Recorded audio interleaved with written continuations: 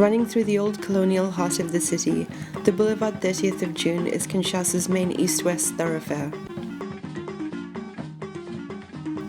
A legacy from the Belgian Congo, it is an enduring remnant of colonial-era planning inscribed into the contemporary urban landscape of Kinshasa. While the boulevard has its roots in the Belgian Congo, its future ambitions lie much further east. In 2007, as part of the 5 Chantier infrastructure program of the newly elected government headed by Joseph Kabila, a Chinese construction company was awarded a contract to rebuild the boulevard. By the time the country celebrated its 50-year anniversary in June 2010, the Boulevard 30th of June was virtually unrecognizable. What was once a colonial tree-lined boulevard now transformed into an 8-lane highway.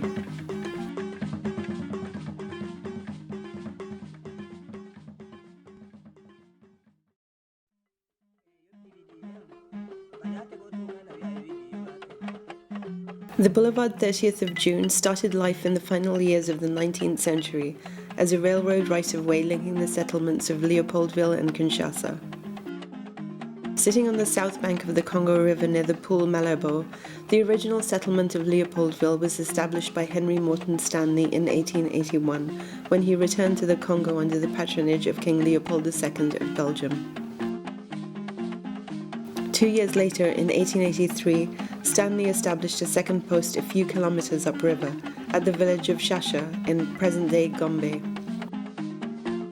As the two settlements expanded, attracting a growing number of colonial administrators, missionaries, and traders, it became imperative to find a way to connect the two centers, and creating a rail link provided the answer. The railroad, it was proposed, would run from Leopoldville in the west to Kinshasa in the east, and parallel with the river to the north. Following this pattern, a right-of-way was demarcated and the land readied for future construction of a railroad. Due to various logistical challenges, however, it was decided to relocate the right-of-way 1 kilometer south of its original location. As the railway infrastructure along the original right-of-way was relocated, the idea to use this artery instead for a major boulevard gained ground, though it would take almost 20 years to even begin the project. When the first section of the road was eventually complete, it was named Boulevard Albert, after King Albert I of Belgium, successor to King Leopold. In 1939, a monument to King Albert I was erected at the eastern end of the boulevard, at Place de la Gare, as an anchorage for the new thoroughfare. In terms of the wider development of the city, a significant advancement took place at the end of the 1940s when a major 10-year plan was initiated, which would have an impact on Leopoldville far into the future. The planning of the colonial city was underscored by the notion of imperial grandeur, replete with imposing architecture and monumental axes, with a boulevard modeled on the Champs-Élysées in Paris. It was also characterized by a politics of segregation, and the boulevard was key in this regard since it conveniently established a north-south divide in the city, which in many ways continues today. As the anthropologist Philippe de Buc highlights, in terms of its spatial layout, Leopoldville emerged from the very beginning as a racially segregated city, with a strict demarcation line between a central white ville, north of the boulevard, and a peripheral African city, the Cité Indigène, to the south. While these neighborhoods existed in close proximity, they were kept apart through the use of neutral or buffer zones, which included the railroad, the city's botanical and zoological gardens, the golf course, and military encampments. By 1955, Boulevard Albert had taken shape, an impressive 4-lane dual carriageway, divided by landscaped traffic islands and lined on either side by limber trees.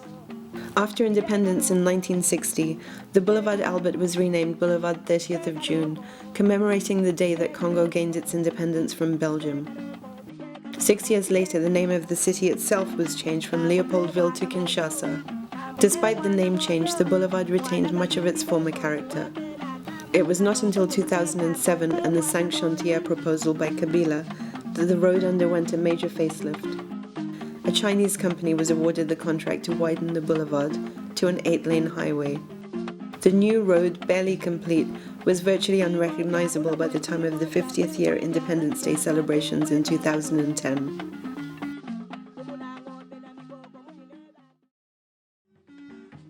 Since the Boulevard 30th of June was redeveloped, the entire urban landscape of Kinshasa has changed. It has had an effect not only on the built environment, but also on the social psyche. A road that once spoke of its colonial past now points to its future, reflecting its positioning in a vastly altered global landscape, with new actors and shifting alliances.